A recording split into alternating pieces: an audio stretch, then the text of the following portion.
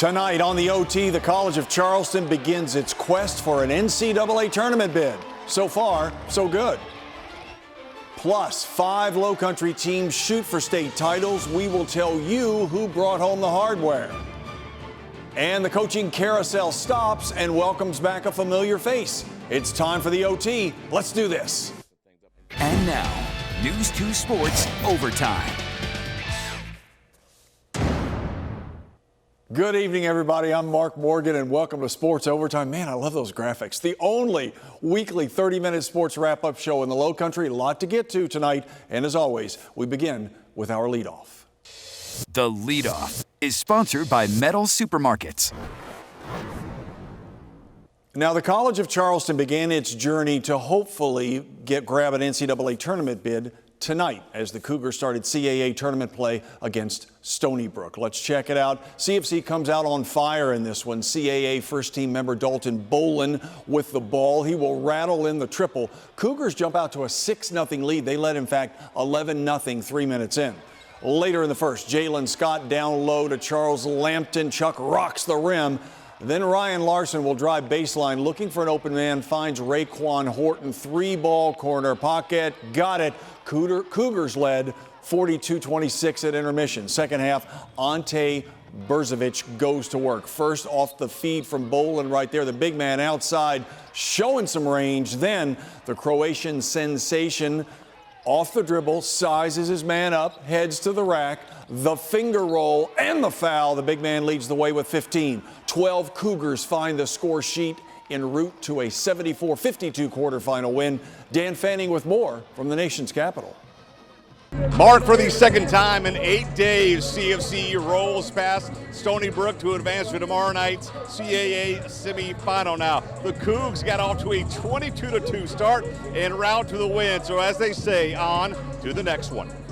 Typically, as a coach, when you're coming off a game, when you beat a team like, you know, we beat them by a very, very wide margin at our place about a week ago, and you worry a little bit about complacency, right? You know, the attention to detail and scouting report and thinking, hey, we just beat these guys by a big margin, it's going to be easy, and our guys didn't do that. I thought we did great job defensively coming into the game, as Coach said. 22-2 run.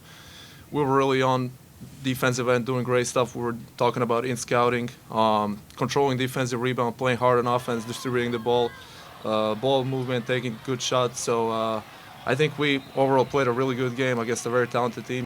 And what a turnout by the Portable Sixes. Coach Pat Kelsey is calling the CFC faithful that made the trip up to watch the Cougars play this evening. Now, I'm sure they're only yet to grow tomorrow night as CFC plays for a shot at the CAA Finals on Tuesday. Reporting in D.C., Dan Fanning, News 2 Sports.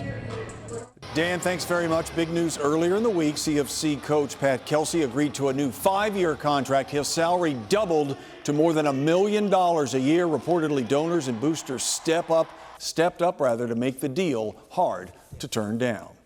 Meantime, the Citadel facing Mercer in the SoCon tournament in Asheville. David Maynard scores the first Citadel field goal about 10 minutes into the game. Dogs down 23-4 when Stephen Clark gets one of his 2 buckets in the entire game. Clark 2 of 16 from the field. Dogs down 17 at the break. Maynard a nice cut to the basket here, but a long night for the Citadel. The Bulldogs season ends 66-41.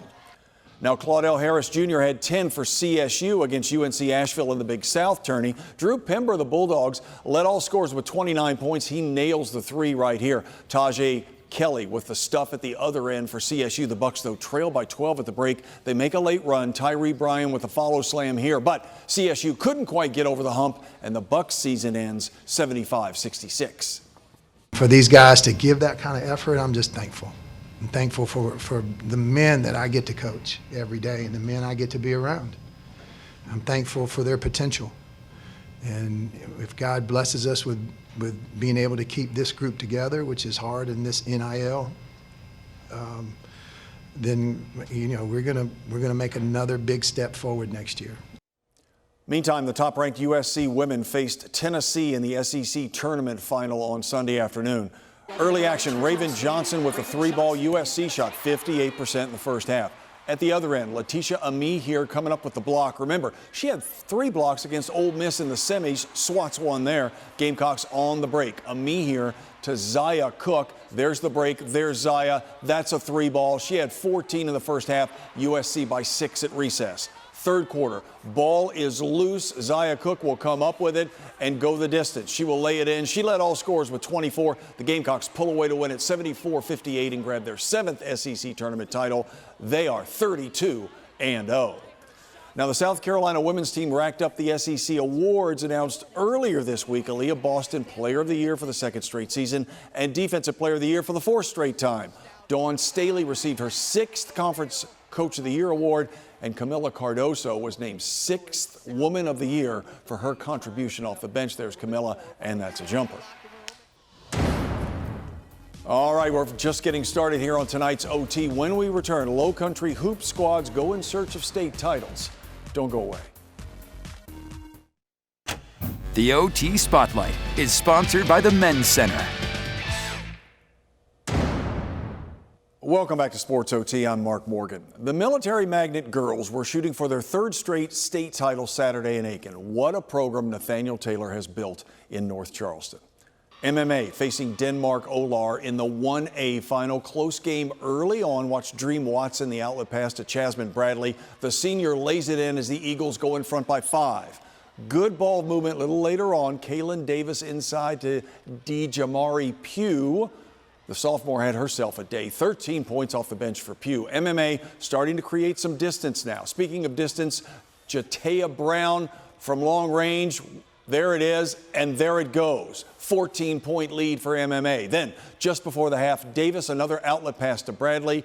Chasmin, the hoop, and the harm. Military Magnet leads by 18 at the break. Do not adjust your screen because MMA changes into gray uniforms at halftime. Davis to Bradley, putting this thing away. The Eagles have the hat trick. So impressive. 3 consecutive state championships. 54-41 your final. Dan Fanning was there. Not once, not twice, but thrice. For a 3rd year in a row, the 1A girls champs are the MMA girls. Now, the Eagles may have changed uniforms at halftime, but one thing that has not changed, their dominance in Class 1A. It feels good. A part of me wants to cry, but it's just all tears of joy. We fought hard, and now we finished the business. I can't even describe it right now. I'm so happy right now. I feel so good. I can't even describe it. It's just really, I'm really happy. I'm excited. I can't even stop moving right now. It's just so exciting for me. We've been together since 6th grade, so we're more like a family, like sisters. Like we've been together for our whole life. And so, just to like leave together, it feels good. Senior class is the foundation of the basketball program right now. Obviously, without them, without their hard work and dedication, and just dedicating to come to practice every day, we wouldn't be here. And Coach Nathaniel Taylor was asked what kind of legacy his seniors will leave behind. Jatea Brown, Chasmin Bradley, Kaylin Davis. He said pride and also grit, things that embody the city of North Charleston. Reporting from Aiken, Dan Fanning, News 2 Sports. Thank you, Dan. 4 other Lowcountry hoop squads were looking to grab state titles in Aiken. We continue with the Goose Creek boys, who advanced to the 5A final for the first time in 10 years. The Gators facing Dorman. We pick it up 2nd quarter. Goose Creek trying to drive it to the hoop. Ball deflected, but Justin Britt gets it and promptly drains the 3-ball. Gators trail by 4. 3rd quarter, Elijah Dates brings it up and straight to the hoop. Gators within 2, 29-27 Dorman. Later in the 3rd, Gators' Gabe White will come up with the steal. Look at him pick the pocket right there. He goes all the way in for showtime, and we are tied at 29. Dorman would get a little breathing room, but not much. Jordan Miller taking the ball and driving to the hoop rather, and one. Dorman wins its 5th title in 7 years, man. Those guys are tough. Goose Creek falls just short, 58-56. The path is the prize, the time spent with young people, the time spent with those seniors over the last 5-6 years as they've grown up. You're just proud of the kids, I love them. I don't have a son yet, and I look at them as my own sons. Now the Stratford girls faced off with Malden in the girls' 5A title game. Knights struggled to start. We're down 19-2 after 1, but got it going 2nd quarter. Ciara Mustafa from the corner. She drains the 3-ball. Knights trail 19-7. If it worked once, try it again. Mustafa again from the corner. That's a triple. Stratford trails 19-12. Fourth quarter, Knights trying to make a comeback, but Malden's Zara Lehman not letting that happen. She will drain the three herself. Malden up 54-40. Under a minute to go. Stratford's Yasmin Cook trying not to let that dream fade. She knocks down a three ball as well. Knights down 4, 58-54, but Stratford could never quite climb all the way out of that early hole. The Knights fall 62-57. We're disappointed, but I'm happy with my girls' fire. I'm happy with their bounce back. They're resilient. They've showed that they've been resilient ever since I've started coaching them. We can't take nothing away from Malden. I mean, they're going to be here again for sure. They're going to be here again. But I'm happy that my girls didn't just roll over. Back in fourth game in the first quarter between the Oceanside boys and Gray Collegiate in the 2A final. Calvin Davenroy, hard take to the rack and one. We are tied at 10. Second quarter, Land Sharks down one. Make that up two because Davenroy from behind the arc tickles the twine. OCA trail by 1 at halftime. Fourth quarter, Land Sharks down 9. Travis Stickney keeps the pivot foot fadeaway jumper. Got it. Then Reed Warden, the dribble drive, the continuation. He's going to come right at you. He converts the free throw to cut it to 4. Too much from Gray and their bigs in the second half. The Land Sharks bid for their first ever state title falls short, 53-43. Dan Fanning with more from Aiken. Mark, after getting over the hump last Friday to advance to this Friday and play for the school's first ever state title, OCA could not get it done. A very emotional coach, Quentin Hollis, in the postgame said his team picked the wrong time to not execute. In the loss, I asked Coach Q what this year's team meant to him. I don't know. I can't.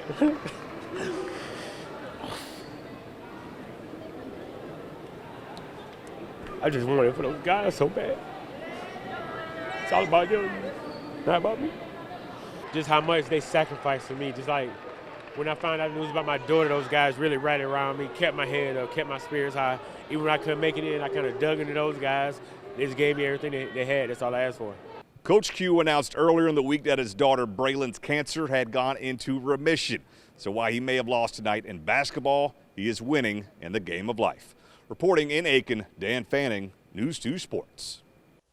Thank you, Dan. The Bishop England girls taking on Gray Collegiate as well. Similar story to the lower state final game. BE trails 10-2 after 1. They start to chip away. Madison Riley off the glass will rattle that one in. Then on the break, Riley for the stop and pop for 2 of her 10. Bishops trail 20-11 at the break. Third quarter action now. Izzy from Lizzie. Woods will bury the triple to make it a 5-point contest. Things are tightening up. Then Woods will miss the runner coming up, but Hadley Irvine is there for the follow to cut the deficit to just 3. It was too much Gray, though, down the stretch. Malia Mason will get it down low. She will take the pass. She will score. She will be fouled. The Bishops fall short in their comeback, 40-32. Coach Rooney on his postgame message to his team. Just said, you know, it's all about life. I mean, we came up short. Doesn't mean that you are a failure. You battle back, and you just got to learn to work through adversity every time. All right, on the other side of the break, some high school football coaching news. Plus, we check out the boys of spring. Stay with us. Now, the Carolina Connection, sponsored by AT&T. The high school coaching carousel was spinning this week with 2 hires announced. Now at Northwood Academy, former CSU head coach Autry Denson is leaving his job as AD there to head to the NFL and join the Arizona Cardinals as their running backs coach. When the smoke had cleared, that move was just part of a shuffle that saw a familiar face return to the sidelines. Former First Baptist coach Johnny Waters, who left the Hurricanes following last season, will be the new head coach for the Chargers. Waters had initially stepped away with the intent of taking some time off, but he told me he's ready for this new challenge. They've been through a lot. They've been through so many coaches. I don't know, 3 or 4 coaches in the last 4 years. I just want to get the kids and have some stability with them, and I want to grow with them, and I want to tell them we're here and we're going to be a big family, and we're going to, we're just going to do it the right way, and we're going to have some fun, and we're going to win some ball games. Success has not been a thing over there, and we're going to show them success. Now, in other coaching news, former South Carolina linebacker Devontae Holloman will be the new head coach at Pinewood Prep. Holloman, number 21 here, was a 4-year letterman for the Gamecocks from 2009 to 2012. He has several high school coaching stints on his resume, including a year at Buford High School. He spent the last year in Columbia on Shane Beamer's staff as a defensive analyst, and now he takes over the Panthers program. Just to continue to build on the foundation that's already been there. You know, each year for the past 4 years, they've had a win increase. Did finish 6-6 last year. You know, really strong at home, 5-1 at home, and went 1-4 on the road. So continue to build that confidence. And, you know, my mindset is always championship. That's always the goal for me. On the diamond, the CFC hosting Michigan State on Sunday afternoon. Bottom of the fifth, Trotter Harlan goes oppo. That single scores 2 to put the College up 4-1. We move to the bottom of the sixth. Cole Mathis with the scorcher just inside the third base bag. That's a fair ball, a double for Mathis. Kyrie Miller will score all the way from first. 5-1 Cougars. They finish strong to win it. Your final 10-3. CFC has won 6 in a row.